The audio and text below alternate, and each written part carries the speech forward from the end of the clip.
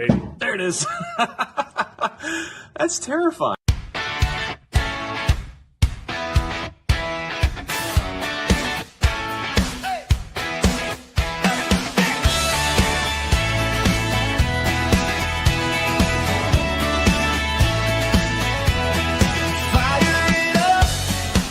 Kick the tires, let's go. Grease on our hands, stories on the open road. That stupid car show, where the wrong bolts somehow fit just right, from busted parts to late night campsites. That stupid car show, talking cars, fixing scars, friends in tow, yeah. Welcome to that stupid car show. Hey!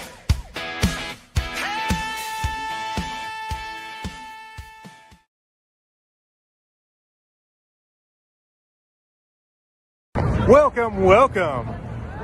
I'm going to introduce you to our crew. First, we have the man who will light up the stage, Mike from Wandering Iron. We have the man who can bring the music to Broadway, Chad from Whiskey Gas Garage. And we have the man who can make every one of these screens light up and glow. That's right, John from Toss a Coin to Your Tech Guy. I am Justin with Old Junk and the Dog. I'm on Broadway right now, and this is That Stupid Car Show. There we go. Good. There we go. I like that. Cheesy but good. That's all right. That's all right. All right. So, guys, we got a special guest introducing a man so determined he could make Thanos look like a pushover. We have our special guest, the inevitable Jim. Thank you very welcome. much. Thanks, Jim. Hey, I'm just here to spoon with Big Mike. Well, so that's what everybody wants to do. Chad has he's like top of the list first. So Yep, I get to be the big spoon. That was the deal. I get to take pictures. Those will be valuable down the road. A little bit, yeah. You're trying to inherit the bus. You said hair on the what? Inherit the bus. Okay. Well, I think starting off good. Yeah, I know. We're all getting our drinks on, laughing at the intro. I think Mike, you had a little bit of car news to start us off with. Is that right? Yeah, actually, we were going to talk a little bit about the recent recall that Ford has issued for, I think it's 1.74 million cars. And what did they break now? Well, they managed to break their rear view mirrors or their rear view camera system, basically. My understanding is that the rear view mirror system is now the camera system is now inside the mirror itself. And what's happening is there's something wrong on the internals of the mirror, and it's overheating. It's causing the screen to go black, and it could cause accidents. Therefore, 1.74 million cars now need to go back to the dealership to have this fixed. So the mirrors are getting hot, which means we must be looking at them because they're hot and we're overheating. Ford managed to break a piece of glass. Yeah, pretty much. That's what horsepower does. Well, and it's one other reason for me to rail at modern technology in cars, or trucks, coming from the trucking industry. But this seems to be the way of the dodo at this point, is that they're intent on putting cameras in and then putting screens in instead of like big mirrors on either side of your Peterbilt that have always worked no matter what and never need to be replaced unless they break. So I just looked this up, Mike. They broke a record. They broke a record for the biggest Did they really? recall ever.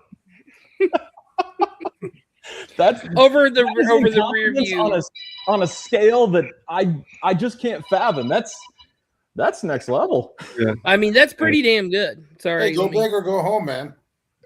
Well, and Ford, they're always, it's First like you better keep the toe strap. Yeah. Yeah. Well, you better keep the toe strap because you're either getting towed or being towed. So I'm a Ford guy, but that would never happen on the Crustang, would it, Jim? What? A rearview mirror breaking because of the camera? No. It doesn't even have a rearview mirror, does it? It has one. Can't see nothing out of it because the rear glass is so etched. But I got new glass coming for the back. Well, new used. My belief is that Fords are reliable from like about 1987 back. So, hey, you take that back. The brick is pretty reliable. like, does it have a diesel in it? Yes. Okay, well then that's fine. Okay. Yeah. Well, I mean, wait. Isn't that an international diesel? There's a reason it's reliable right there. Exactly. Yeah, that's what I'm thinking. So, John, what's going on in the Scout world? I heard you had some Scout news, and I know you're on the waiting list for the Scout, but it sounds like it may never come. What's going on there? Yeah, I'm one of those insane guys. It's just like, you know what? A hybrid sounds kind of okay if it's got Scout on it. Call me sentimental, but basically what has happened here is that Scout Motors is getting sued right now. They haven't started selling them, and they're getting sued. Well, so what? Yeah, it's not a good sign. Oh my God! All right. So basically, what had happened was Scout Motors came out with their Harvester Edition, Terra, and Traveler models, which basically are hybrids. The gasoline motor powers the electric motor and charges the batteries and whatnot. And then they were like, yeah, we'll sell them direct to customers. There's about 160,000 people on the waiting list. I'm one of them. And yeah. So the crux of the issue is that the dealerships, they said, hey, you're actually part of Volkswagen Group. You can't be selling this stuff direct to customers. Yeah, there they are. They're good looking cars. And so we got to get in the middle, and we got to do dealership things and have you come in here, be uncomfortable, negotiate with us. Instead of selling them at a flat fixed price, we're going to make you sell them through us so we can mark them up and do all the things. Now, there are advantages to dealerships, there are disadvantages to dealerships, but that's the crux of the issue, is that Scout was trying to sell everything, and the dealerships for VW said, you cannot do that. Oh, they're just worried they ain't getting their dime. That's the way I read it. It looks like they were trying to dip their beak, and then it didn't work out. It's all money. Well, I mean, I like money. Is Scout not allowed to have their own dealerships at this point, where they could sell their own products? Well, see, that's also the crux of the issue. They were trying to use the same model generally that Tesla, Rivian, and a few other companies do, where they sell direct to the customer. So basically, you buy the unit and you go take delivery directly from the company versus going through a dealer. Okay. See, in the Rivians, I thought that was a great idea and an awesome product until they showed me the front of that truck. It looks like a little Tykes freaking. Oh my God! It's ugly. I'm sorry, but the front of the Rivians is the ugliest damn thing. Somebody must have been looking at their kid's little Tykes car when they drew that up. Well, the insides look like the best Mercedes you've ever seen. But then you go to the outside and you're like, how'd you drop the ball? What's going on here? Yeah, it looks like some Teletubby would drive. Exactly. Like something. It looks like a Tonka, and somebody went, okay, how many lights can we place in all the wrong places? No, it looks like a mentally challenged Tonka. Oh yeah. Yes. The thing I'm ticked off about though is that this is going to delay the delivery of the new Scouts, and I want to go off-roading. I want to compare my old Scout to the new Scout. Oh, that'll be close. No. No. that new Scout will eat that old one's lunch. Be a hell of a YouTube episode. The new Scouts do look awesome. I agree with the Russ Farm on that one. Yeah, they're very, very good looking vehicles. Mm-hmm. They were very true to the original Scouts, and they're trying to make them an off-road vehicle that actually does off-road things.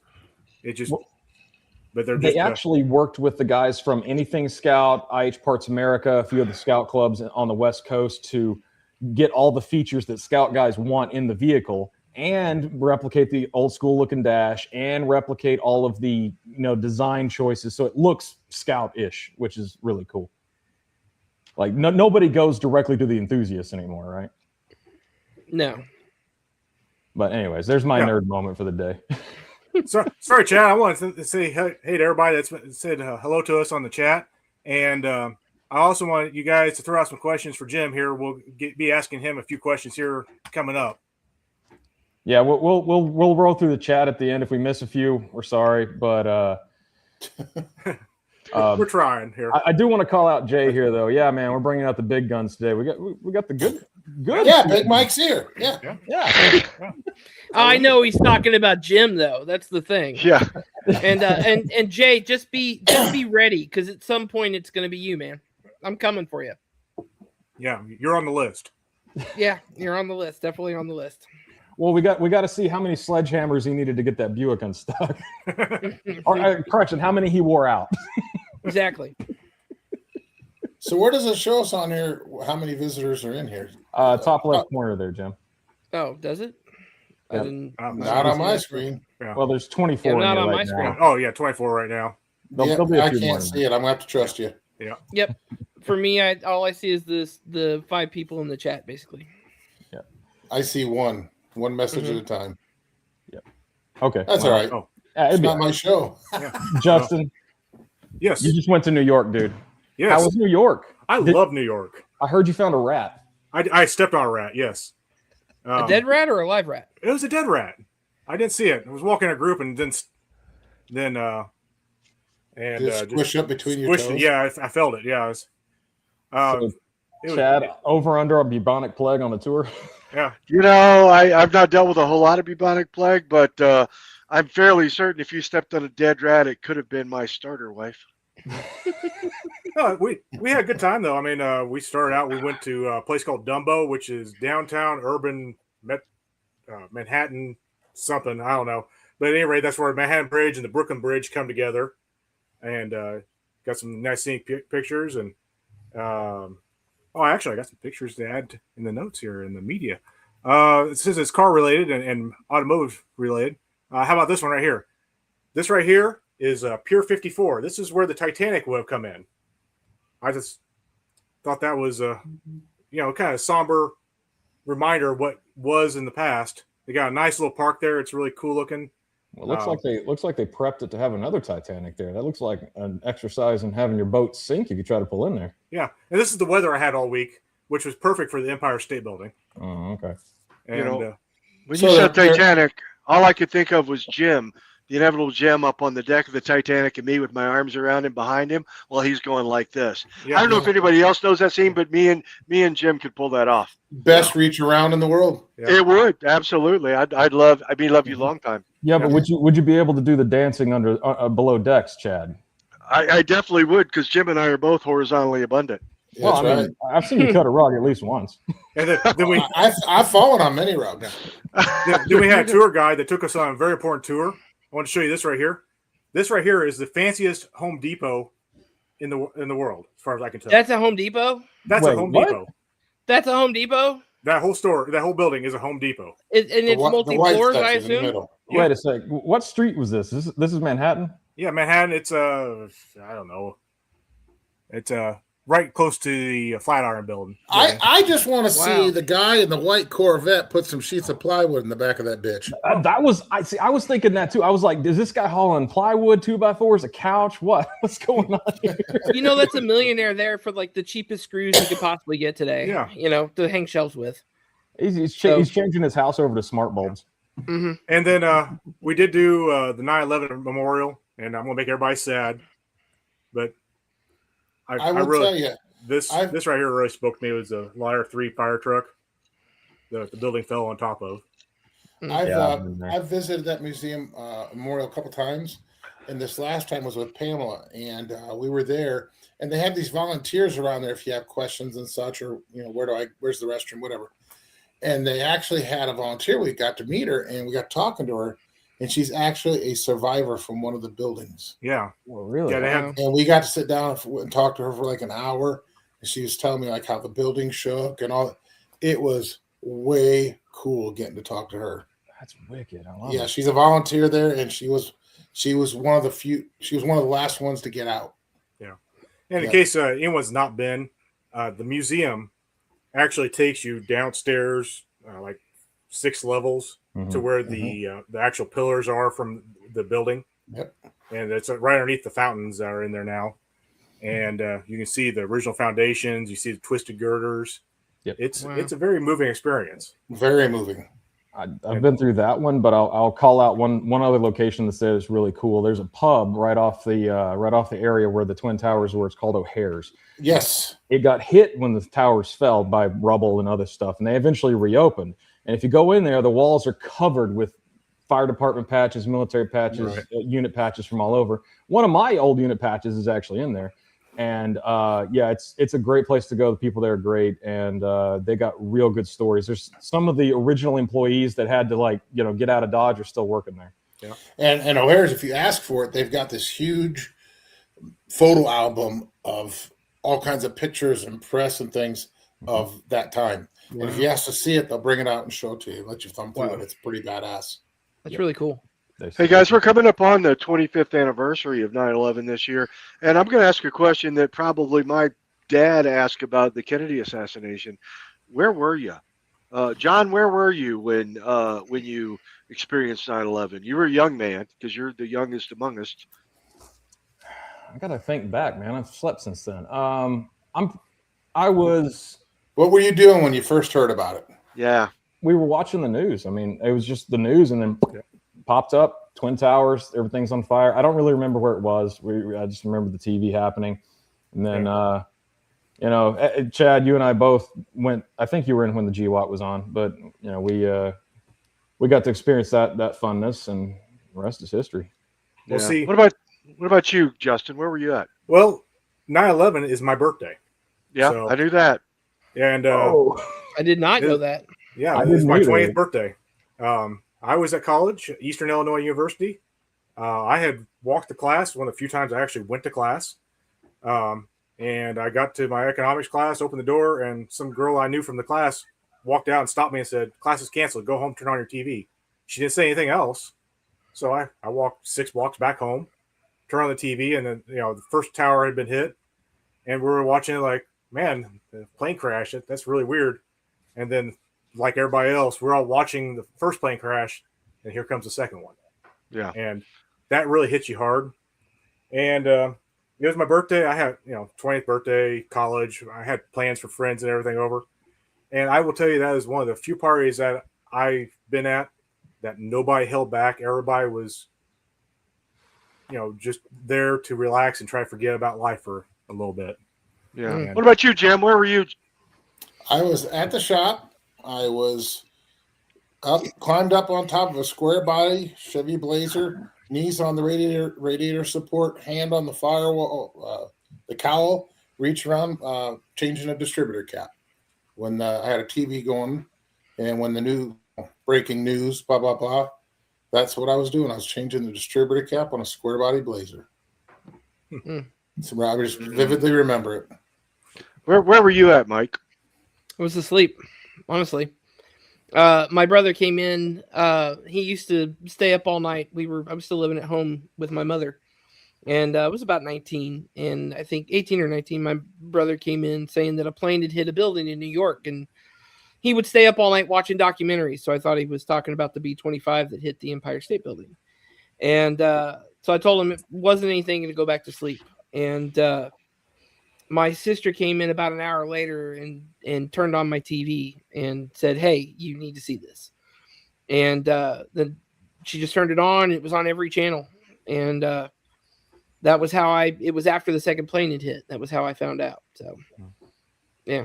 Very, very good. I love that everybody's sharing their stories in the chat here. Yeah, I'm just reading them. It was our generation, guys, that experienced this, and it would be hopefully, knock wood, it's a once in generation thing for this kind of tragedy. But it's really interesting to hear where people are and how they lived and what they did. So yeah, I'm sorry, I didn't mean to bring everybody down. It's just no, it's a very moving experience. It is, yeah, and I think we all remember. I couldn't sleep for 2 days. I watched the news for 2 days. Yeah, speaking of moving experiences, there was this midget, this dog, and this hooker. Oh, Lord. I'm just kidding. I just wanted to move us on. I just wanted to tell What everybody. About the alligator that was in the middle, Chad? I got the pictures. What about the alligator? I didn't talk about him because I forgot him. Yes. You're wearing his shoes right now. That's where those new alligator boots you got came from, remember? I just want to finish with on New York, though. As far as I'm a redneck from Midwest, and I was not thrilled about going to New York, but it's my kid's class trip. And I tell you what, I had a great time seeing everything. I told you. Yeah, I it told was. you. Yeah, Great it place was to a visit. great experience. I don't have to do it again, but it was a great experience. And I Great think place to everybody visit, should would go not up to live New there. York and actually see what's there because it's a very historic place.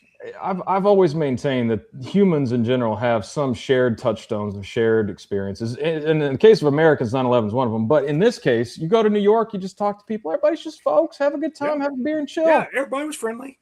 You know, I had to step over one homeless man. You know, that was to be expected. That's But he just didn't part of move, being so in it's a all right. city. Yeah, it's part of being in a city. Mhm. You mean, looked at go to downtown Dallas. They were there. Yeah. Mike can attest. all over the place. Yeah. Yeah. So, and I've worked downtown, but my experience in New York City was very brief. Yeah. Well, I tried on the corner. And but one thing that was struck doing me it, about New so- York is Yeah. all the famous places that you think of: Rockefeller Center, Empire State Building, Times Square. All that's just a few blocks from each other. You know, it's a very, very small place for what it really is. That's the reason why it's. Well, that's Manhattan, though. That's Manhattan, but right. You know, a lot of the famous places right there in Manhattan. Mm-hmm. Mm-hmm. You know, like Well, I'll tell you the World what, Trade Center. around I didn't realize it was only like 2 blocks from the New York Stock Exchange. You know. Yeah. Now you saw, if you're in Times Square, you saw those bicycle taxis where they. Oh yeah. It's like a 3-wheeler and you can hop in the back. Yeah. The I'll tell you what, rickshaw. that boy earned his money that night. he says, "You want to ride?" And I came around from I was behind something, and I think at that moment he regretted asking. He said, "Yes, I'll take a ride." Absolutely. I do believe the price went up. Yeah. But Talk about that's those okay. guys. We went to the theater.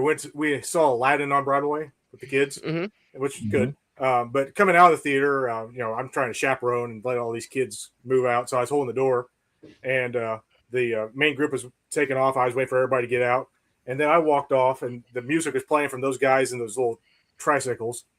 And apparently, everybody in our group walked one way, then went right down the subway, and I just walked straight. And talk about the Titanic and my wife, and the tour guide said my wife was just like Rose. Jack, where'd he go? She freaked out. I'm fine in New York. I'll tell an anxiety-inducing experience. One of the times I was in New York, because I used to have to travel for work a good bit, and so one of the times I got to go, I was with my wife because she came with, and you're doing the thing, a little vacation, right? I'm free, she's not, half cost.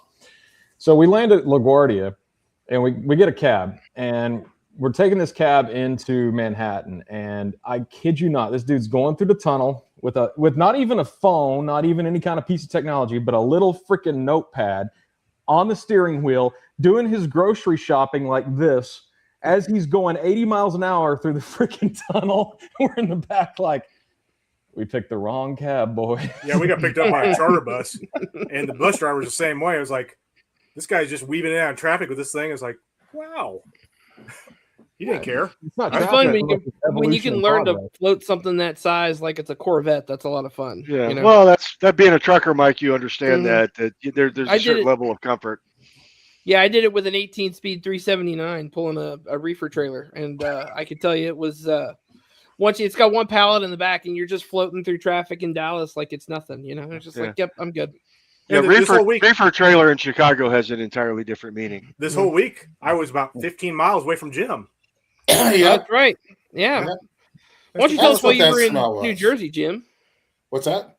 Why don't you tell us why you were in New Jersey? Hookers and blow. Okay. Picked up my property to a ride. Yeah, I got a picture right here. You want me to share it? I found a 1974 Lincoln Mark IV that had been sitting in a warehouse for 36 years. Wow. That's a beautiful car. And the warehouse was, something happened. The warehouse got sold, and a guy got a bid to clean out the warehouse, and he had rights to everything in it. They didn't even know a car was in there. It was behind a bunch of crap, and there's a car. Of course, no keys, no title, no nothing, which is no problem. Mm-hmm. Jared with Classic Car Search and Rescue had me a title, and we popped the door lock. Larry from Effin Jersey, my buddy, he went and put eyeballs on it for me. He's the one that actually found it, and then worked the deal. He went and picked it up with his rollback, took it to his house, And then he popped one of the door locks out, took it to a locksmith, and had a. You're in trouble, Jim. You're in trouble, Jim. Oh no, that's okay. I came back and shared. So, so he went and got a door key made, which is the same as ignition on that. And so, by the time I got there, we had keys and a title, and it was registered and insured and everything on the way home. Yeah. So Flint, Mr. Gone, he has Mr. Gone in 60 on YouTube. He went with me. I flew him out, and we met in Newark at the airport. And I'm here to tell you, Newark is the most discombobulated damn airport in the world. And I've flown a lot. I mean, I've flown in excess of 800-900 flights. Okay, and I'm here to tell you, Newark is the worst airport. There is New Jersey's discombobulated. There is no F's given, and it's more discombobulated than O'Hare. It is. And that's saying something. And O'Hare is terrible to get to the international terminal. You got to go through a tunnel and on a train, all this other stuff to get. You got to take a train, a bus, walk 10 minutes to get from A to C in Newark. Yeah. I'm like, are you freaking kidding me? Can't you get one of these to take me the whole way? So anyway, so we go to Larry's, and Flint and I, we spent Wednesday afternoon, evening, Thursday, and Friday and Saturday morning getting that Lincoln brought back to life after 36 years and 43,000 original miles. And we rocked that thing 1,055 miles home. Not a lick of trouble. We had to tighten the belts a couple times. That's it. Cheap Rock Auto belts. Mm-hmm. Only the Yeah. Is it a special trim or anything on that car? Because I know that there's like a Gavinci trim, and there's a couple of other trims that are. Did we get some trim in the car? Is that what you're saying? No. Is it a special? Downtown Home Depot. It's just a regular Mark IV. Yeah. Okay. No, but here's the funny thing about it. I've had so many 70s Lincolns and such, and Lincolns are generally well loaded. And here's the thing. Back then, you could still order cars with individual options. It's fully loaded, automatic climate control, de-icer. It even has the power where when you open the driver's door, it flips you got to flip the lever to tilt the seat forward to get out of the back seat. They're electric. It flips them automatically so people can just push on the seat. All that has all this equipment. No cruise control. Wow. It was ordered without cruise control. Why would you order it without cruise control? I don't know. It's crazy. It was New Jersey, okay? Mm-hmm. All right, too. But that 464 barrel, oh my God, it runs like a Swiss watch and it pulls. Oh my God, torque for days. Heck yeah. Yeah, that's the poverty tour ride. We got to do some work to the interior because when it got put away in the warehouse, the windows were half down. They're power windows. Well, they had no power, obviously. So that wasn't the problem. It was inside because it was covered. But then when Larry picked it up a couple months for me, then he put it in his backyard and put a tarp over it as best he could. But then they've had all those blizzards and storms. Oh, it had snow and rain in it. Oh, was that carpet? She was funky. So we tore all the seats out of it. We tore out the carpet. We came home with no carpet. We threw down a couple of floor mats, called it a day. You didn't throw a bunch of a couple hundred of those pine trees in the floor and just hope for the best. Well, we vacuumed it out and let it dry out. It's actually not too bad. It smells a little musty, but it ain't too bad. Oh, that's good. It's surprisingly, and I was surprised. No rodent, no mouse droppings, no rodent wires chewed, nothing. No rodent. That's amazing for something that's been stored in a barn. Well, in a warehouse in Newark, New Jersey. Yeah. I mean, they got rats the size of rabbits. I mean, come on. I saw them. Yeah, there was nothing disturbed. I do have to ask, how many bodies did you find in the trunk? Well, I could tell you, but then I'd have to kill you. Yeah. Oh, damn. Did you find Hoffman? One of them had a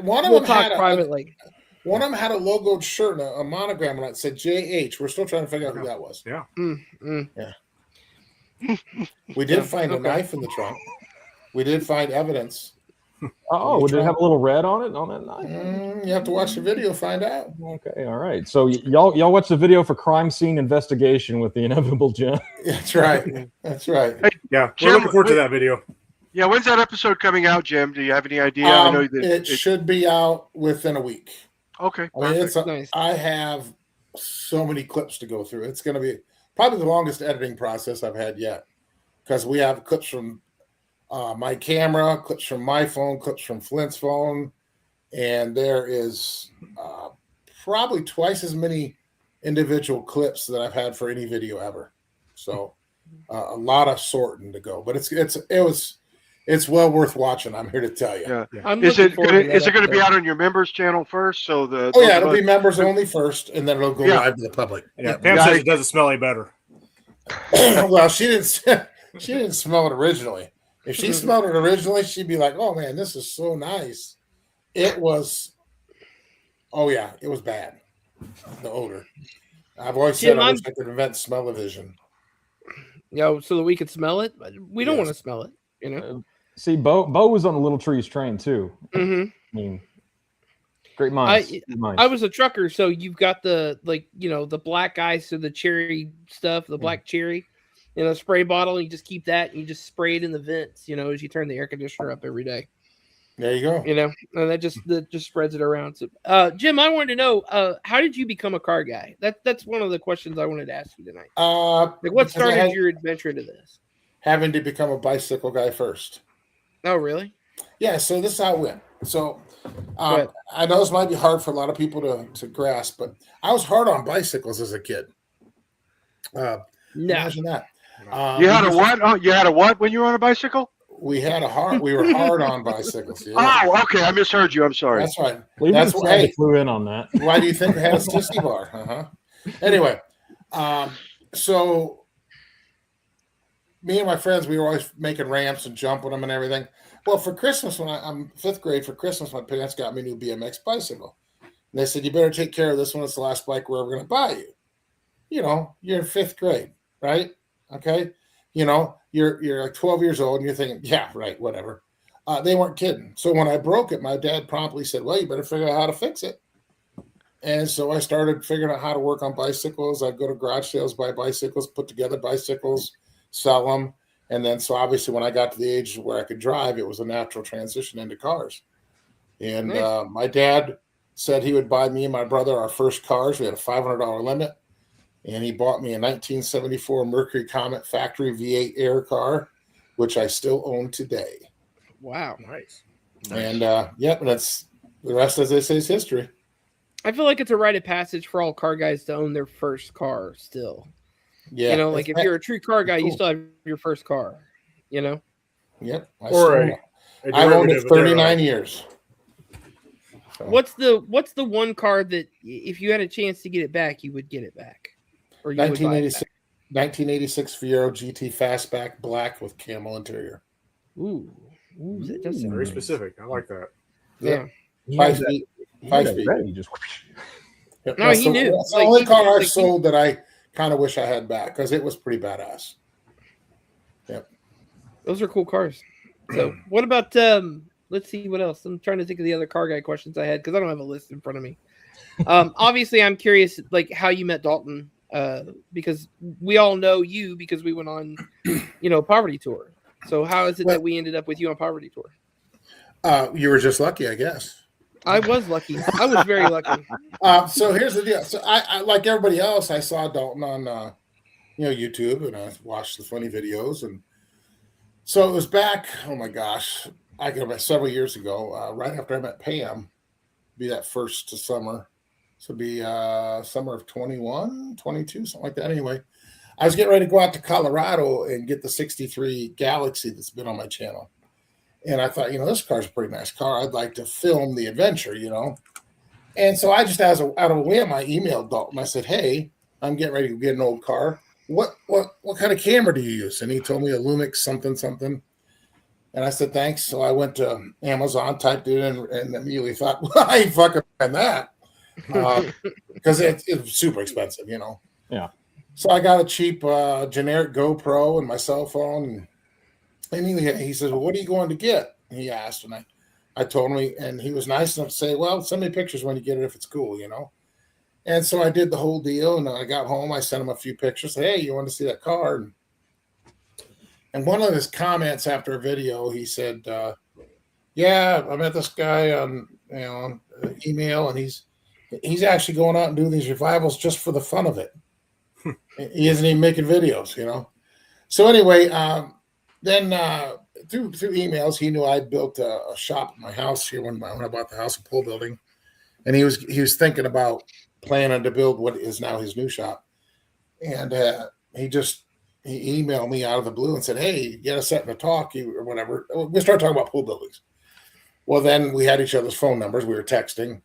And it just so happened I buy government vehicles, police cars and government vehicles for one of my companies that I do. And I had to go down to Topeka, Kansas, just west of him, and pick up a Tahoe I bought. So I was heading that way with an empty trailer.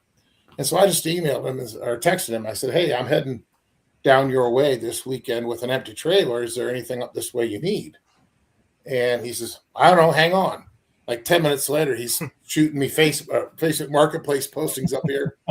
And there was a white 65 Thunderbird that he had on his channel here a few years ago.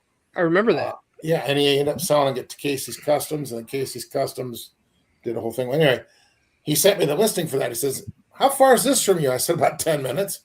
He says, "You want to go look at it?" Sure. So I went over and looked at it, called him. I said, "Here's what I see." Made the guy an offer, worked the deal, bought it, loaded it on my trailer, paid for it. He goes, "Well, how do I get you the money?" I says, "Well, I'll just pay for it. I know you're good for it, and I'll bring it down." So now we met. When I delivered that Thunderbird is the first time we actually met. And ever since then, we just kind of hit it off. And he asked, got invited to be in a couple videos, and one thing led to another. And yeah, there you go. Well, your latest video with him where you're taking the motor out of that Lincoln is by far one of the funniest videos I think I've ever seen. Definitely PG-13. Oh, yeah, definitely PG-13. But it is, I laughed more at that video than I've laughed at any video in a while. We had a good time. We did that whole absolutely disassembly like 2 hours. It looked like it was a fantastic time. It was good. Yeah. Who knew you could float the valves and throw a Lincoln in reverse? Okay. I wanted to watch that. I watched the video twice just because it was so funny. Well, it kept dying when I put it in reverse, so I just held it to the wood till it floated the valves and threw it in reverse.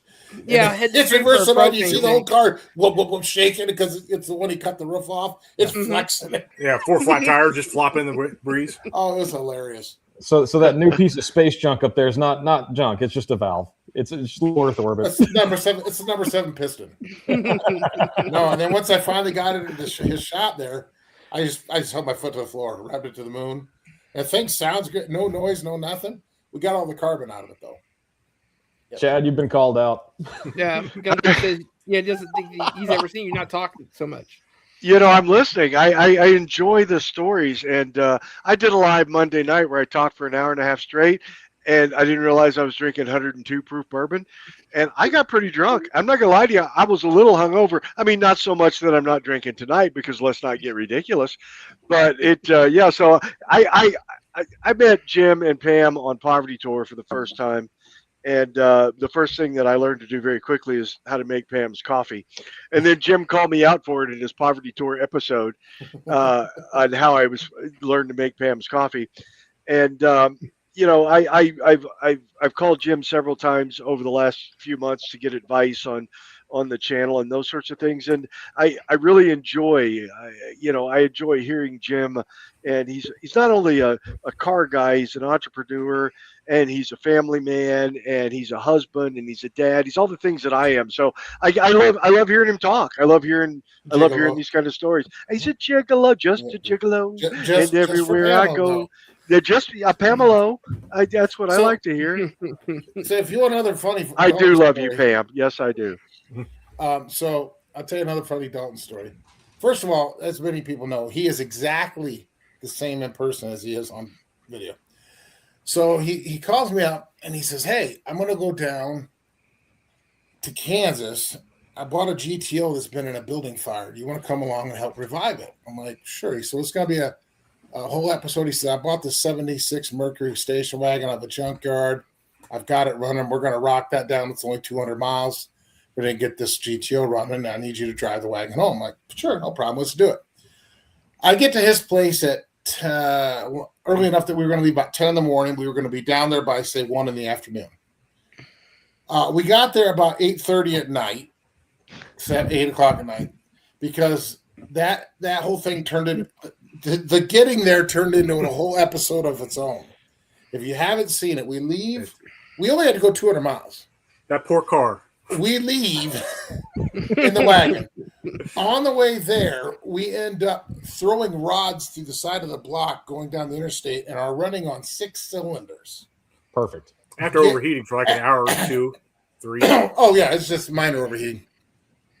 As he's on Facebook trying to find something to buy in the middle of Timbuktu, and he finds this C10 truck. So we're asking for directions. This car is dying, literally dying, and we're scattering parts and fluids all over the interstate, over about a 20-mile stretch, and then we get off on this off ramp heading for this little podunk town. And I'm watching for traffic because I told him, don't let this thing stop. We ain't stopping at the end of this off ramp. We're gonna keep it moving because you let the RPMs come down, it's gonna quit. And so we make it about 3 more miles and she shuts down. We burn this thing to the ground and we pull off on this gravel road. And we're still about 7 miles from this town where this truck's at. And this farmer comes and we're in the middle of nowhere. Finally, this farmer comes by and it's me, JD, and Dalton. And offers to take us to this town. Well, it's regular cab truck, so Dalton's up front. Me and JD are in the back of this truck going down the highway. We get to this town. We work a deal. We buy this square body. I traded them the wagon in cash, and they had to go get the wagon. We'll leave the title in the glove box. It's junk. We go back to the wagon. We get all the crap, throw it in the truck. We get going down the road. We get about an hour down the road, and the only thing the truck really needed, the 4 tires were sketch. Pretty nice truck, though. So Dalton says, next time we're going to go to a tire store, get some tires. Okay, great. I get on the phone. I call ahead. We line up some tires. We get there. He has them do the whole oil change, service the whole truck, check the fluids, put tires on. Awesome. And we take off. It's only 2 hours from Dalton's to where that GTO was. Okay, and we're halfway there now. Okay? On our second vehicle. We get within 20 minutes of where we're going, and we get broadsided by a semi truck at 60 miles an hour. I remember that. Yeah. Yeah. We're by state lines. And so about an hour and a half after buying the truck, it's totaled.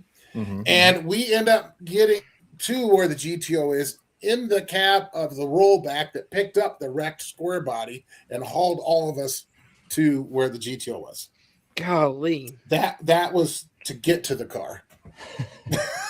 I'm surprised he was even willing to ask you to go on poverty tour at that point. Well, I told him the next time he asked me to go somewhere, I said, if we get hit by a semi, when we do the Torinos, the 2 Torinos, he said, meet me at my place and we're going to drive down there. I said, if we get hit by another semi, I ain't going anywhere with you again. But luckily we were all fine. And then the next episode was getting that burnt GTO running. And that's when people started asking, hey, does Jim have a channel? Hey, does Jim have a channel? And, I said, no. And Dalton kept telling me, Jim, you're pretty good on camera. You can talk, you're comfortable. You should really do a channel. I said, Dalton, I've been doing revivals for 30 years. I started doing them before Google existed. I said, let that sink in, Dalton. Dalton's young enough to be my son.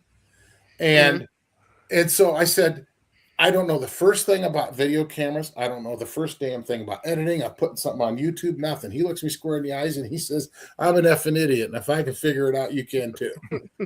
And I said, okay, it still wasn't enough. And if you haven't heard, I was in my garage a week or so later. I was working on one of my revivals. And I thought, you know what? I kept thinking about it. And I thought, you know what? There's people asking to see what I'm doing in the garage. Okay. And I started thinking about when I started as a technician, and I had several journeyman technicians and such take me under their wing, show me some tips, tricks, thought processes, and methodologies that have helped me in the craft for all these years. If I don't take this opportunity that I have now to share those with the people wanting to see it, then it's like disrespecting the time they took to teach me. And so that's why I started the channel, is to just pass on the knowledge, to help and pass on knowledge. And it's been a hell of a ride since. So the channel took off quicker than we were expecting. And so for the first 6 months, it was trying to hang on. So because I heard you got your camera and everything and started filming and posting in about 2 weeks. I bought a camera. I talked about a camera. I said, what should I use? I can't buy 1 year level. $790 something for the camera, lights, tripod, everything. And I said to Pam, if I could make the money back, if I could get monetized and make the money back to pay for the camera and say 6, 7, 8 months, I'd be happy. And she goes, well, go ahead. So I ordered the first camera On like November 5th, I went and got the Pontiac Grand Safari wagon, did the first revival video, and on November 12th, I figured out how to edit. Dalton said, "Here's the software I use." I got it, downloaded it. It's called Filmora. It's really good for first timers. I watched one how-to video on YouTube on how to use it, and put up my first video. Yeah, and that's awesome. History, and I hit monetization numbers in 3.5 days. Wow. It just exploded. That's incredible. That's insane. And yeah, it was boom. Like, oh shit. I mean, I was thinking this is going to take like 3-4 months, not 3-4 days. I was monetized on YouTube within 2 weeks. So, and wow. And Dalton, a lot of people, Dalton says, "Hey, do you want me to mention? Do you want me to push your channel?" And I said, "Well, it'd be cool." I said, "But what's the downside here?" Is and him and I talked a lot, and he made a lot of sense. He says, we all of us, we all have our own flavor. All the 5 of us here, we have our own flavor, and people like us for different reasons. Sure. And I want the people that subscribe to my channel to be there because they want to see me and my flavor and what I do. And Dalton mentioned just that I had started a channel on one of his posts on Facebook, like where the community posts. He just said, "Hey, for those of you who know, Jim started the channel. Go check out his first video." And that's the only plug he gave the channel when it started to, "Hey, if you've all been asking, go look." And there you go. And then we've been friends ever since and having a blast. And that's one thing I love about the car community is that everybody has their own channel that does this, and you get a different flavor from every person you watch. Different angles, different points of views, and makes it interesting. Just all the personalities, because everybody says, "What advice do you have for somebody who wants to start a YouTube channel?" Be yourself. Yeah. Don't be trying to be someone else. I mean, nothing against. I don't mean any disrespect by this statement with Derek with Vice Grip Garage. I get so tired of seeing on like Facebook where, hey, and somebody talk about themselves. A fella went and did a thing, and I got to go into town rig, and it's like, be yourself, be you. I mean, Derek has his Derekisms, and Mortsky has his certain things that he does, and Chris from This and That Garage or No Nonsense Know How has his way. It's just And don't Chad's try to be whiskey. someone else. What's that? And Chad's got whiskey. Well, yeah, exactly. Chad's got whiskey. There we go. Everything. Yeah. Mm-hmm. And then we got Mike. He's the YouTube spooner. He's the king of spooning, and everybody's got their thing. And those then videos are only going to be Justin, for members when they come out. Winnebagos. But Justin has the free candy Winnebagos. Yeah. Mm-hmm. Okay. And John tries to keep us all wrangled in, so he's screwed. I don't even try anymore at this point. I can't keep myself in line. That's great, Jim. Thanks so much. I think everybody on here has had a favorite build, and I know Jim's a wagon guy. I've seen don't go driving in one of Jim's wagons because the tailgate's busted and the axle's dragging. I think that's how that goes. But Jim's a wagon guy, and I know he loves building them. We saw one on Poverty Tour last year that was phenomenal. John, what's been your favorite build as you go through this wild world of YouTube and even before? My favorite build on YouTube right now? No, you're the favorite build that you've done. That I've done. Oh, okay, that I've done. Well, right now it's this Volvo. It's about 3/4 of the way back together that I got to say Volvo.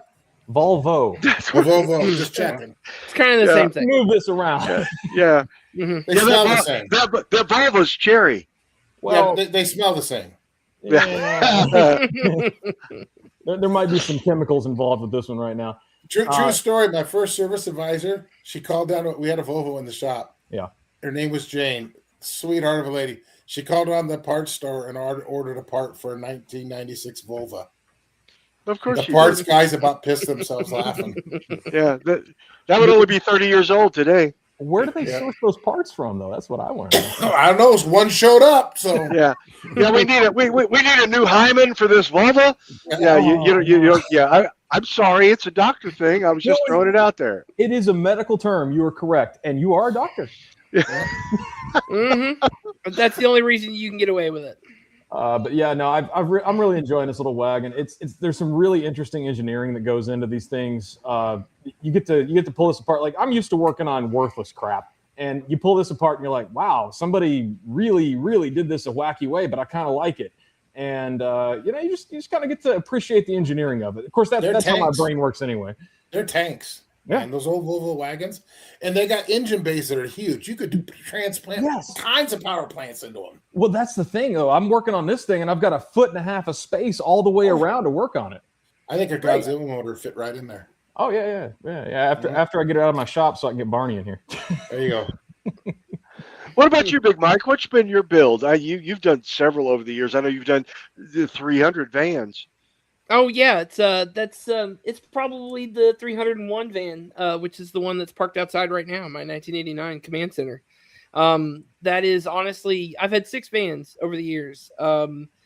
2 of them that I never got around to building. One of them that I passed on to a friend, and she built it out into a camper van. It's a fantastic looking van.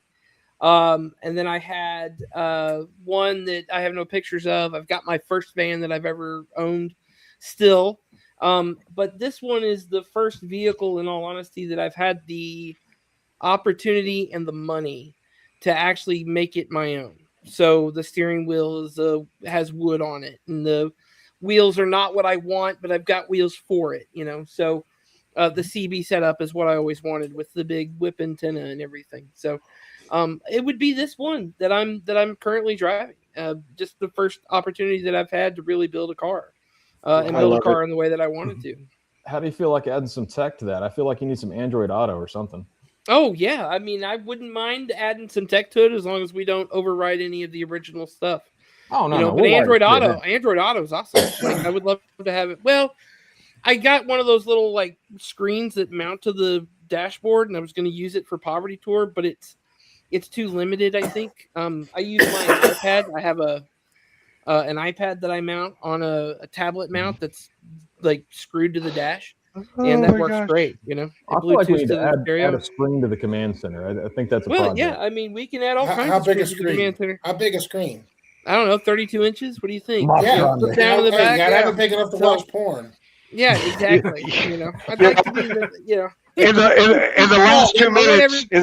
Well, the problem is if the screen's too small, you limit yourself to midget porn. No, we're going over today, Chad. Yeah, no. I'm just talking about in the last 2 minutes. Mike has said wood, whip, and mount, and porn. And then I heard porn, and I'm like, I'm listening. If we didn't just double our subscribership from wood, whip, mount, and porn, I don't know how. Conversations are only supposed to be between me and you, Chad. Okay? I know. I forgot. I'm gonna have to ask you. Yeah, exactly. Take another drink, Chad. Yeah. What about you, Justin? What was your favorite build that you've done? Because I know you've done tons throughout your career. I've done tons of builds. I'm going to go ahead and just pop this one up on screen here. It's playing in the background here. This is a 1955 Buick that I did, and just a beautiful car. You had my attention when you said Buick. Yes, 55 Buick. Oh, Roadmaster? Roadmaster, but this is what I bought it like. This is what it looked like after I was done. That is just a scuff and paint. Oh, just my goodness. Scotch Brite and clear. That's all that was. A little bit of white down the bottom just to fix the rust. But this is my favorite car because I bought this for $1,500 and sold for $8,000 about 3 weeks later. Oh. Yeah. Made the money. Otherwise, Roadmaster. Yeah. Hey, otherwise, it's going to be the Bago. I'm just going to throw that out there. I've been having a blast building this thing. Hey, Steve from the Rust Farm is. Yeah. Hey. And is he calling you out? He's calling me out. Thank you. He's calling you out, buddy. I know. Your brother from the far north, and he says something about me. I'm sure you're just all kinds of jealous right now. No, hey, Justin. Here's the backstory on that. So his girlfriend and my wife met. They decided we act the same some kind of way. And so apparently we're now related. And I don't know why and I don't know how, but that's now a thing in her mind. By the way, thank you, Steve. She told Mike. You're welcome. What do you want pictures of, Jim? Can you pull up pictures of Pam's International Pops from the channel? That'd probably be the favorite build for us. Terry's working on a conversion. Oh, yeah. We went around the circle and forgot to ask Jim about his favorite build. The 54 International. That's Pam's truck. Oh. Hamilton. We call it Pops. And it's got a complete 78 F-150 running gear, steering column, pedals, wiring, everything. I got completely distracted. You said International, and I right in. But I knew he was going to disappear on that one. Jack Sands Tree Stands, you're welcome, dude. It took me like 3 lunches. It wasn't that big of a deal, but and about 1,500 texts to me. So hey, you enjoyed it. Hey guys, for those of you who are excited about the app for Poverty Tour, This coming Monday, if I'm not mistaken, there's going to be a live with Dalton, John, and Big Mike to unleash the app on the world. The app will be able to tell you all kinds of details about Poverty Tour locations, camping sites. It's going to be a very, very cool thing. Download the band piece and get on this coming Monday night. I don't know exactly what time it is, but John, what you guys can pitch it better than I can, but I did know it was coming. Right. So the live's going to be hosted by me and Mike on our channel. You'll be able to see Dalton as well. He's going to be coming on, and it'll be about 6:30 p.m. Central, which is the only time zone that matters, right, Mike? The only time zone that matters. The East Coast doesn't matter. The West Coast is all about surfers. The mountains are cool, but in the Central time zone, that's where we get it done. Hey, see, he acknowledged it, Mike. There we go. Hey, Steve from the restaurant's good shit. He is good people. He is. He's a good dude, man. I'll show the truck. I mean, that's a handsome dude and a beautiful lady, but yeah, I know. That weird looking guy. I enjoy the view that's currently happening right now, but I want to see the sauce. We can't play the video though. YouTube will knock us on that. So that's So there you go. There you go. Yeah. There you go. See, I'm trying to blow up the picture here. There we go. There we go. Yeah. That's Pam's. Nice. That's Pam's baby. She will never. You Pam, try that she- from her cold dead hands. I'm Does very she take jealous. it out on a regular basis to Summertime? It's an in-town rig. It's got gears that limit it to about 55 miles an hour, and that's screaming the hamster. I've got a friend who lives in Illinois. Actually, he's just moving out of Oak Park, Illinois. He's got two cars. One's a 48 Dodge pickup truck, and the other one's a 52 or 54 Kaiser Dragon. Look that up. And but he uses the Dodge pickup truck for his gardening. So he'll go with the Dodge during the summertime to pick up the mulch and all that stuff and bring it back, you know. And I'm wondering if Pam does the same with her truck. Yep, she uses it for planting the flowers and stuff around here. We got about an acre and a half here, and that's what she does. Now, mine for me would be Duke. Now I want Kaiser Dodge D100. Yeah, that's the truck I like that I've kept, and he's pretty cool. I think I've seen pictures of Duke, and Duke's pretty good. Yeah. It was originally a it goes back to that Burt GTO. The guy that hosted us there for the GTO had Duke, and I bought Duke. And then he actually delivered it to Dalton's, and then I did the revival at Dalton's on Dalton's channel before I had my channel. Okay. And then I've since done several episodes on Duke with updating it and stuff on my channel. But Duke's badass. He's got a cool attitude. Heck yeah. Hey, thanks to Ranwood Park Nation. I see it. Yeah. I've put this out several times. I added bells and whistles. I didn't do anything special. Mike did the work. That is not true. The app's badass though. Stuff, when it came to Mike technology together, stuff, dude. I went straight to John and said, I don't know how to do this. You know, I wanted a box with a Chrome switch on it as far as like what we were talking about, and he came up with an app and everything. So actually, I'll tell this story. So I was pitching that to Dalton actually, Dalton got tired of emailing. He's like, "Hey, just text me." So I started texting him, and I'm like, "All right, look, Mike said he wants me to build a device that'll have live location on Poverty Tour, right?" And I'm like, "Here's what I'm thinking: we'll put an Arduino in like a box with some 18650 batteries and a covered light up switch." And his response was, "Yeah, I can install some kind of abomination if you want, but I was thinking an app." And I was like, "Oh, well, that's easier."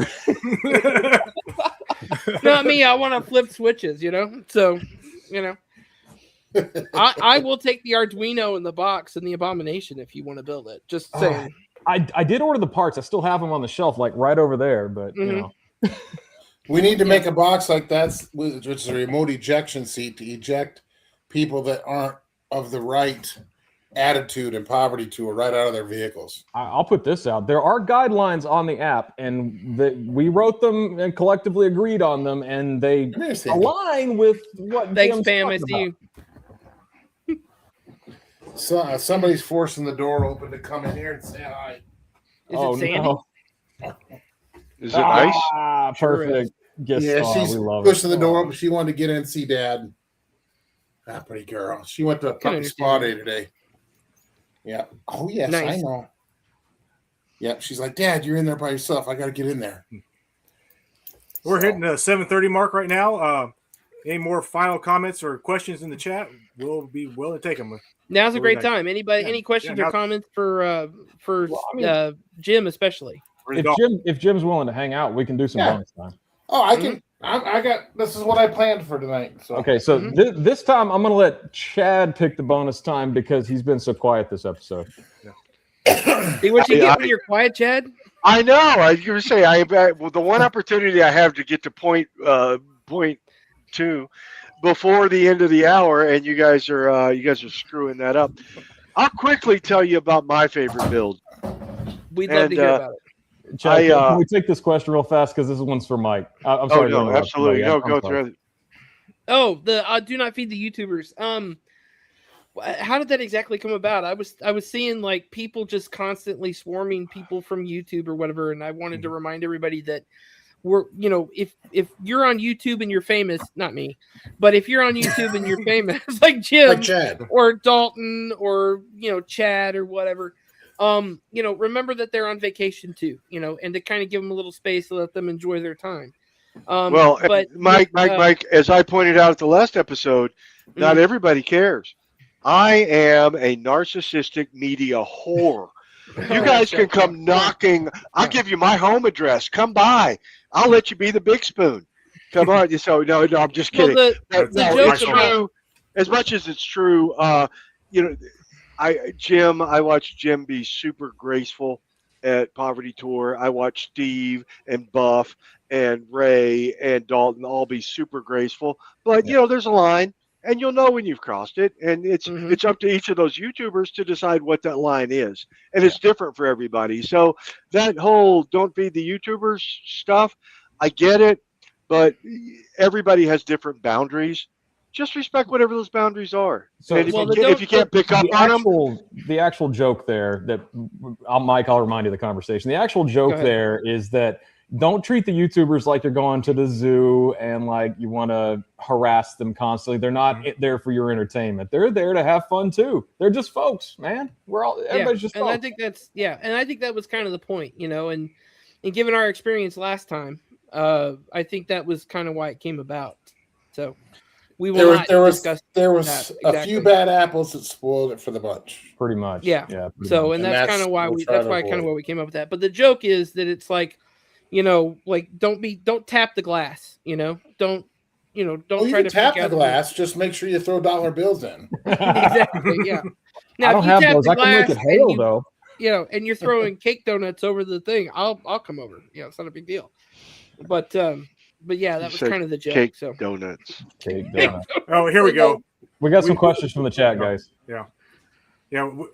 Irish Outlaw Jay will let us know if we're being a douche. Okay. Yeah. Thank you, Jay. We all will. Yeah. Randwin Parks has been patiently waiting. Jim, where is the brown Lariat in your lineup? The brown F-150. Yeah. The one that was in the background of the Crestang video. Yes, it is. Okay. That will be coming up sometime in the next couple months. Something happened with that this past Monday. And a deal was struck with Flint from Mr. Gone in 60. And so that's all I'm going to say.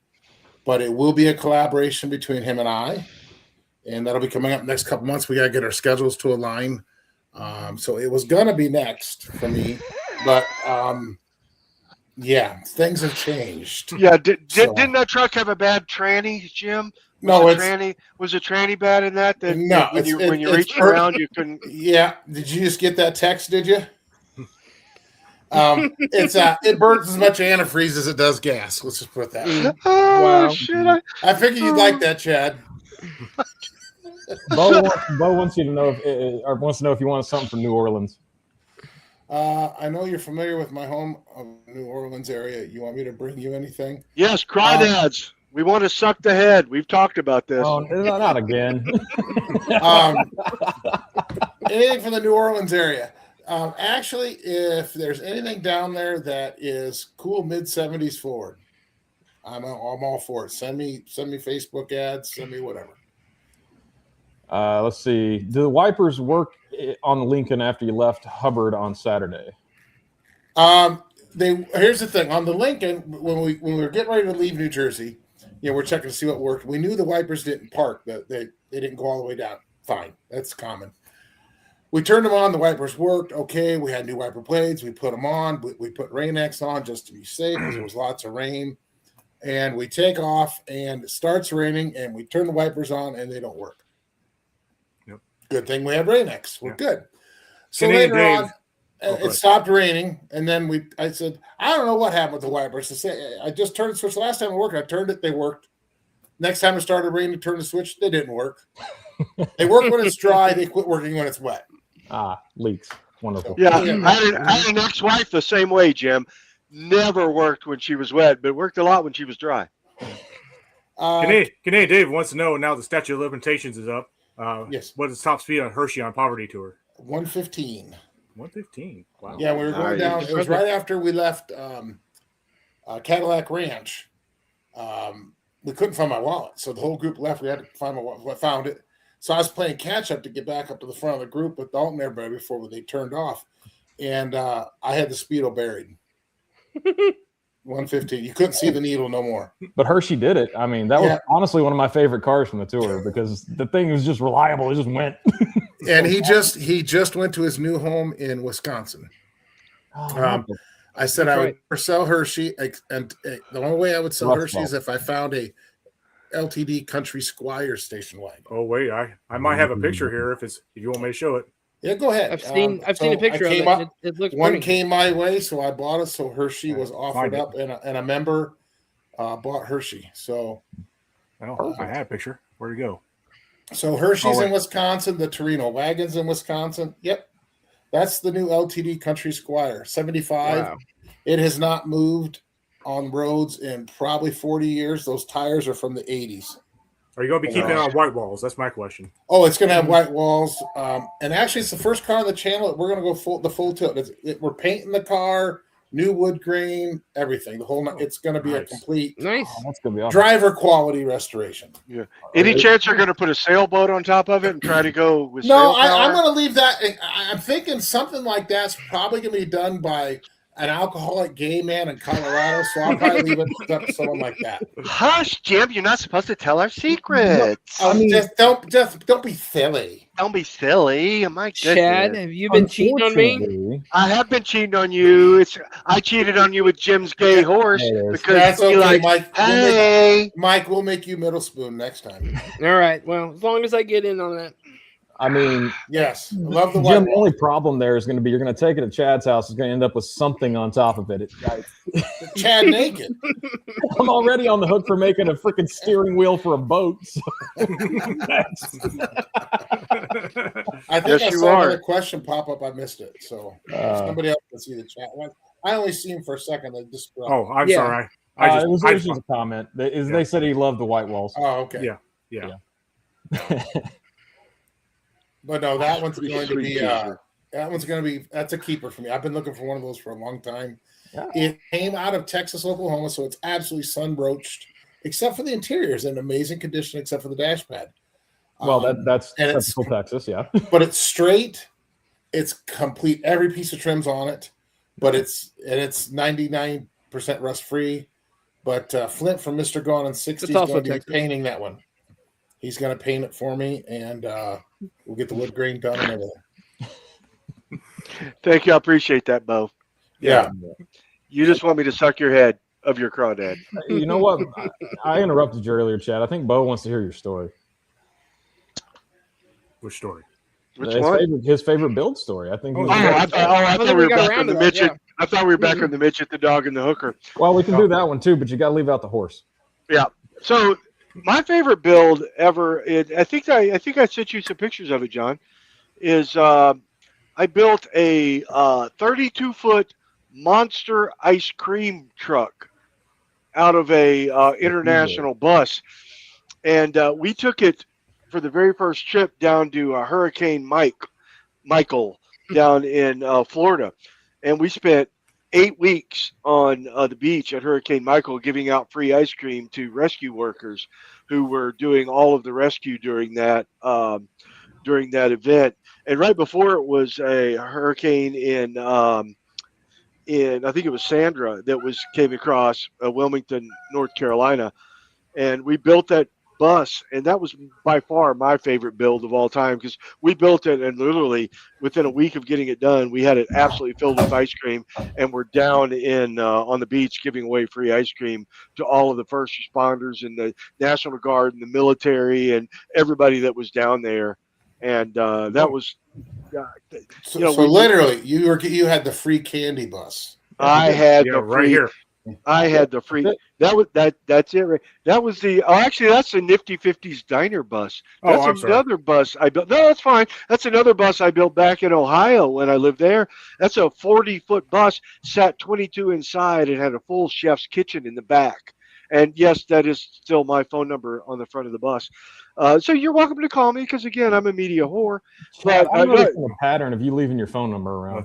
Yeah, that's my phone number too, sadly. Yeah, that was one of I owned a chain of restaurants called Lorenz Diner in Ohio. I built that one. I'm just going to keep clicking your pictures until I find the right one. Oh, yeah, there's one made out. Oh, there's the. There it is, right there next to the fire truck. Yep. Yeah, that's it right there. Okay. Yeah, that's it. I mean, Downtown Dairy Treats. Yeah, again, that's still my phone number. It doesn't matter. Yeah, we built that. That was really my favorite build, and it doesn't. For those of you guys spent some time on the Folsom Prison bus, it kind of looks like that, only it's the prison bus a lot longer. But we had 32 flavors of ice cream, Dippin' Dots, milkshakes, pretzels. This was a full service bus. And I love building cars that were never meant to be what they are. I've never built a car really that was, I built a K car and raced it because that's what. We don't build cars for what they were intended to do. We built cars for what else they can. I'm like a remote control. I don't give a crap what's on TV. I care what else is on TV. So I keep hitting the remote, Chad, would you build a boat into a car? Well, I'm doing that now. No. Like a boat, and make it roadworthy. Because I got an idea for 100%. I would do that tomorrow. In fact, Terry and I from Sinister Motorsports have been talking about this. Yeah. He's got a 3-wheeler down at his place in Kentucky and a boat, and he and I have been talking about doing a collaboration and turning that boat. But if I'm going to build a boat that's physically actually the car, it's going to be like an amphi car. It's going to go on water and it's going to go on land. I watched a video of Justin the other day driving his little, I think it was a little 6-wheel buggy. Yeah, that he drove right into a pond and then drove it around. If we build something like that, Mike, it will damn sure run on earth and on water. It has to.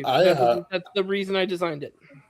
Did I ever tell you about the time I was on a rowboat with Jesse Jackson?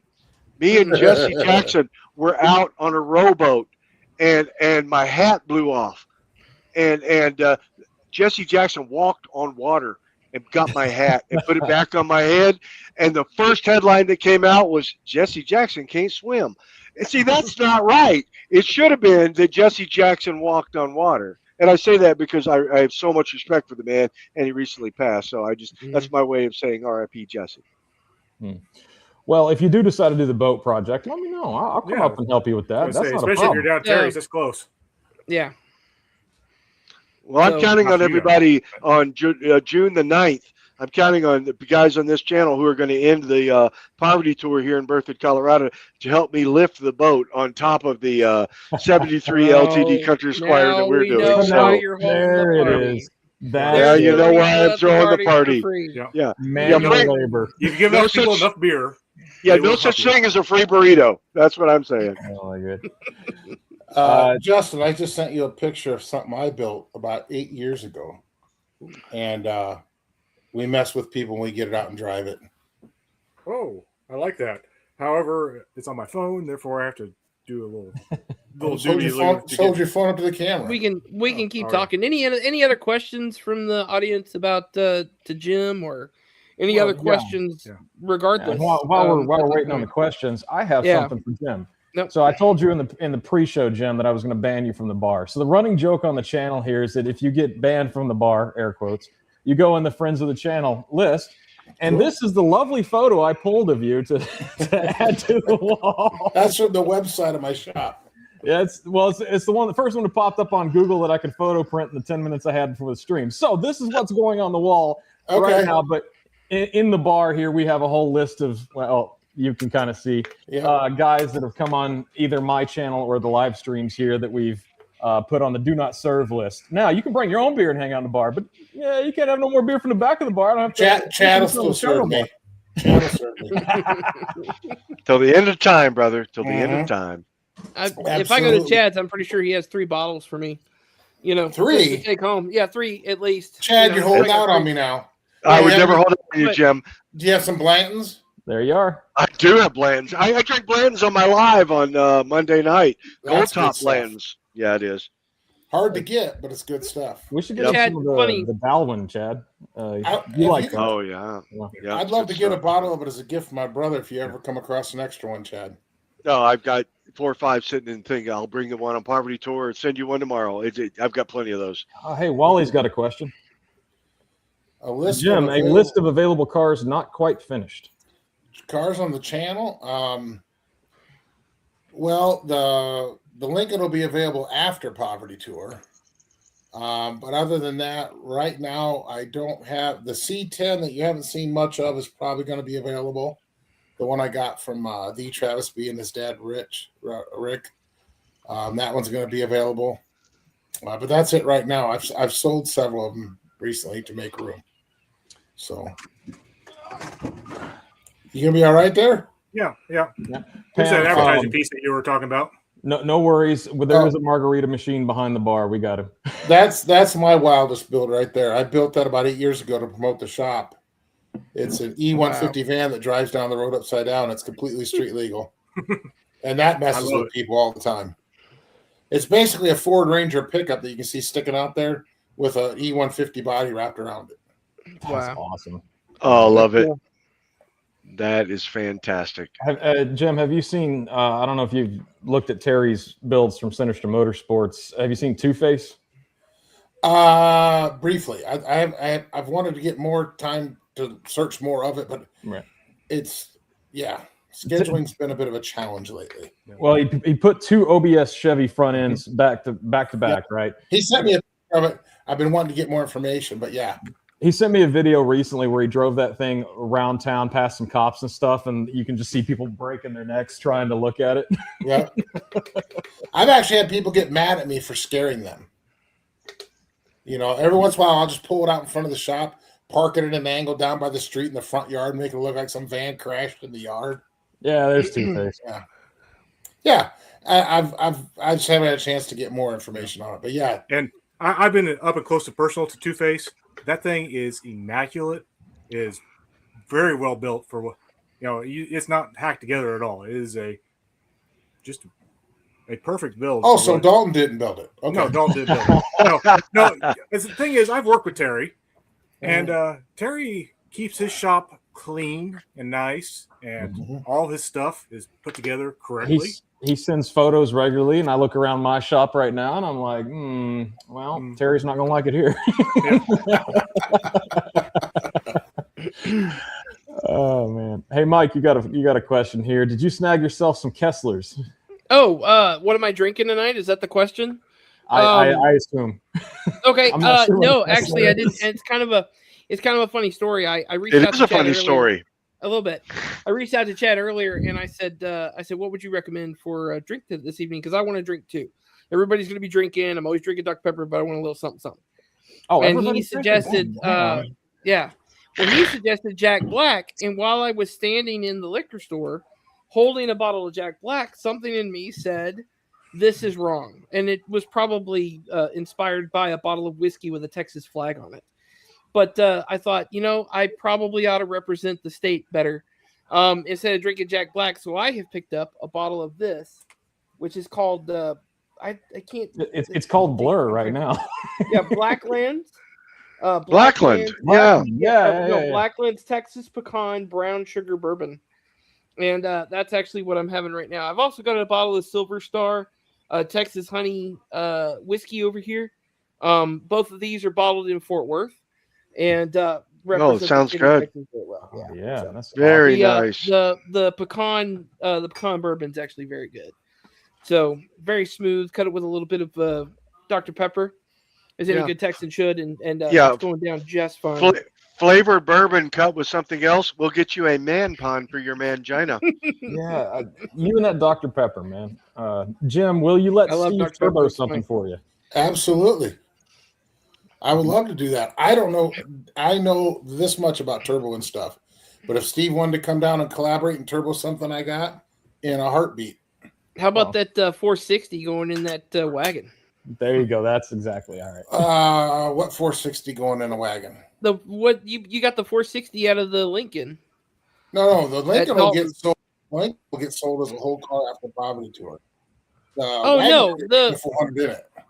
What was the motor that you pulled out of the Lincoln at Dalton's? Wasn't it a 460? Oh, but that Dalton's keeping the motor. I wanted the rear end. Oh, okay. I thought you got the motor. I went to Dalton for rear end service. Oh, that's right. Okay. I got Yeah. my I don't know if anybody else got a little bit excited when Jim said I wanted the rear end, but I just wanted you to know that my spidey senses started tingling. Leave it to the coach to pick up on that. Dalton has an Let's put that right back up. Mm-hmm. Oh man! All right. Well, man. Jim, I'd let him turbo my Miata. And if you want to see something funny, quick if you know what 10 pounds of shit in a 5-pound sack looks like, it's me and my Miata. And I tell you what, I love every mile. Oh, dang it, I just Dave. want to know when we're gonna. Yes, I Jim am. is a rear.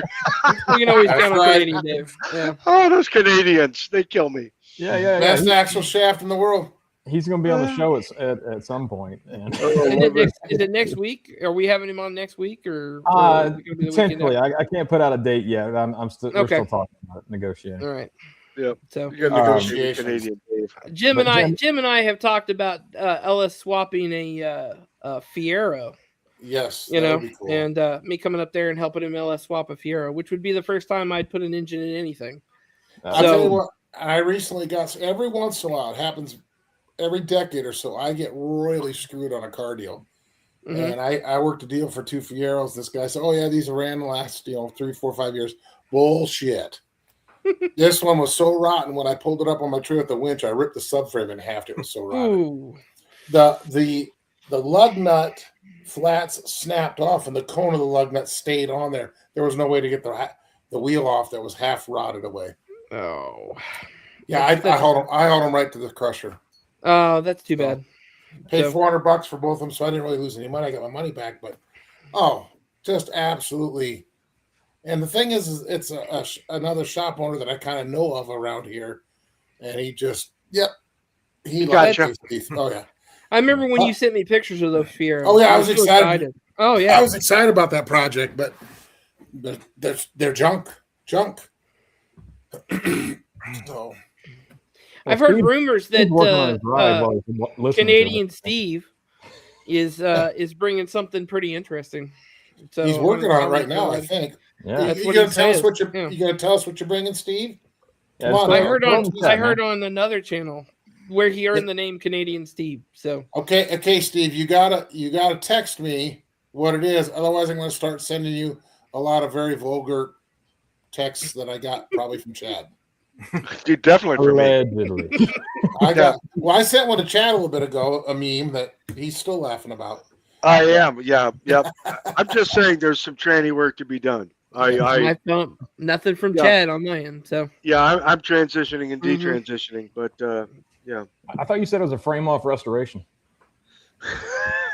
If I take the frame off, you can believe it's going to be restored.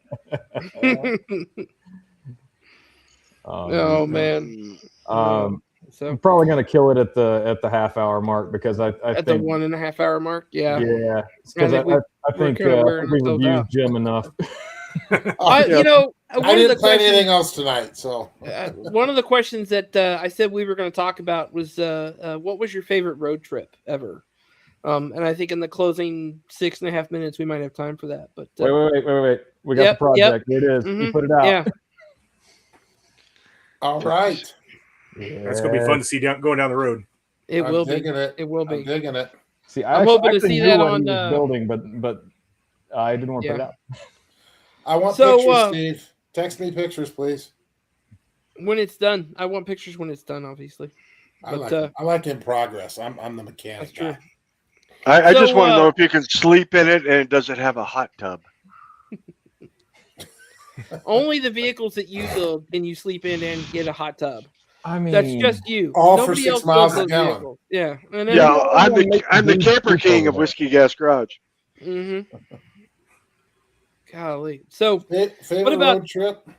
favorite road trip besides Poverty Tour? You can't say Poverty Tour. Bringing the 63 Galaxy home from Colorado with Pamela.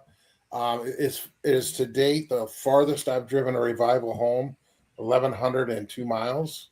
Wow. And it is the absolute most original, unrestored, cheeriest, whatever you want to call it, Revival car I've ever found and owned. And if you want to see the most original, untouched, amazing low mile Galaxy, it's on my channel. Go check it out. That's driving that home with her. It was 2 days of absolute fun. Steve says he doesn't have a hot tub, but he can sleep in it. So Well, that's all right. An opportunity. We need to build him a hot tub. Well, I could share my hot tub with him. That's all I'm saying. There's room enough for two. John, what was your favorite road trip? My favorite road trip? Yeah. So I did a trip sometime back from Dallas all the way up to South Dakota to see Mount Rushmore, and that was a fantastic trip. And we actually drove a 300 inline six Ford. This thing is an 89. Can't kill it. Yeah, it just went. It was the most uneventful road trip, but it was hilariously fun because we had a bunch of old Army vets with, and Chad can probably attest this. When you get a bunch of veterans together making jokes, it gets thick quick. Yeah. But the funny part about that is I'm probably the only one that has a picture of my friend Brandon with his pants around his ankles mooning Mount Rushmore, which I found disrespectful, but Brandon did.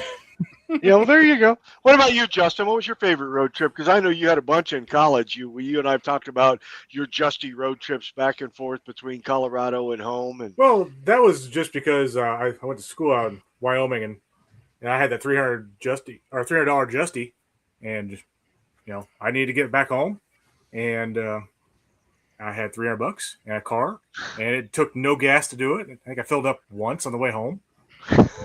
1,000 miles. That car runs off a gerbil, man. Yeah, no, it doesn't use nothing.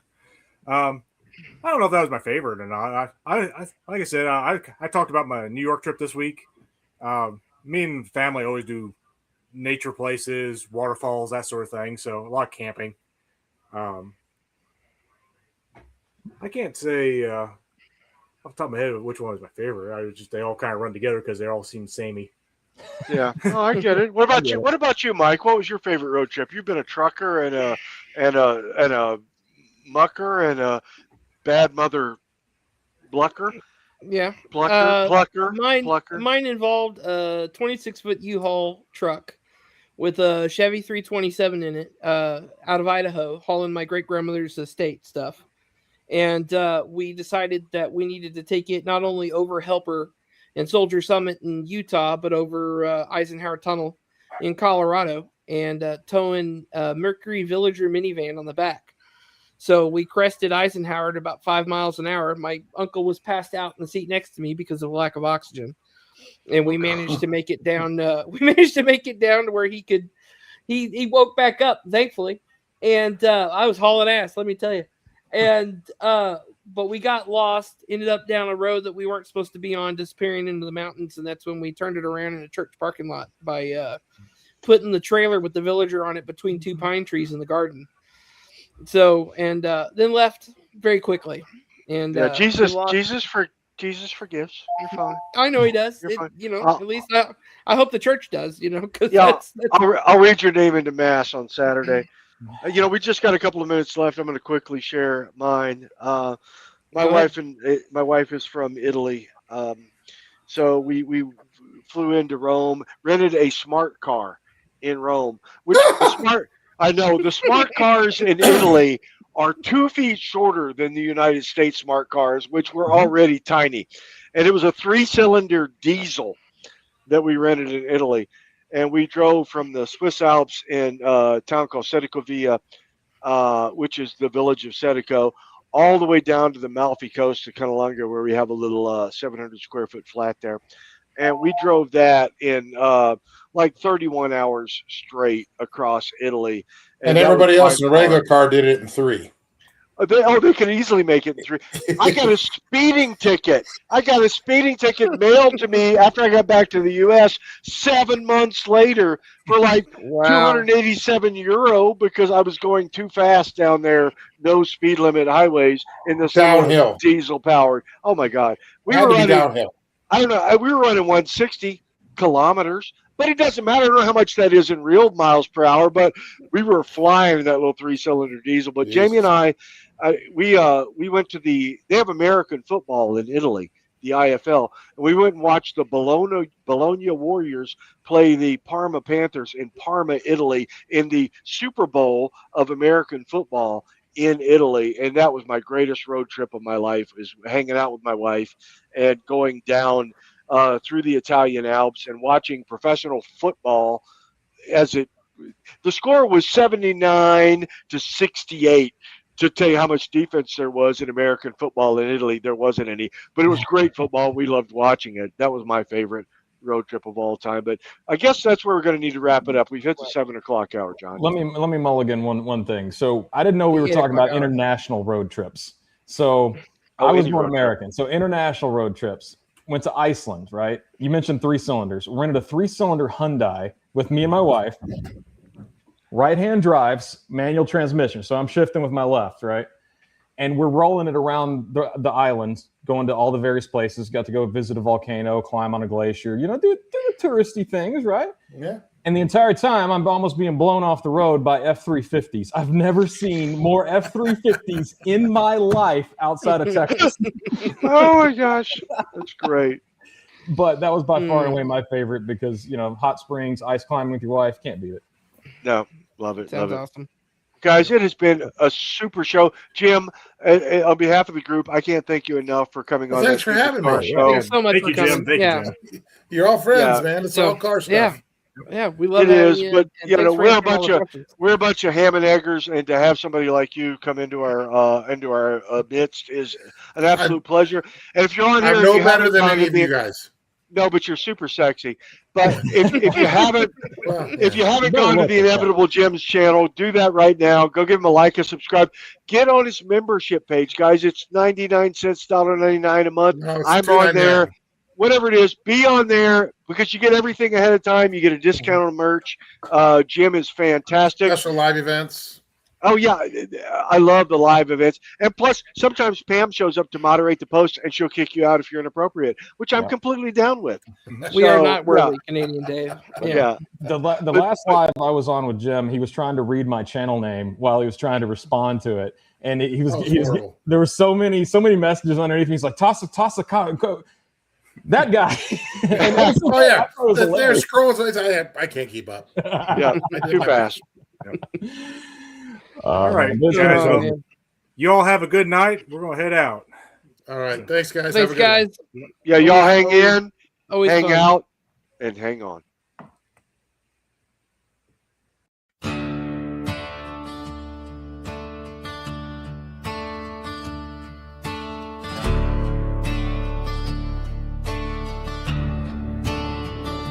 Fire it up, kick the tires, let's go.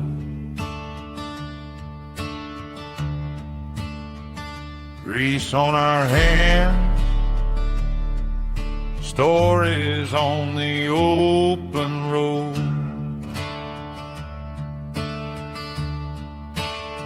That stupid car show where the wrong bolts somehow fit just right. From busted parts to late night campsites. That stupid car show. Talking cars, fixing scars, friends in tow. Yeah, what happened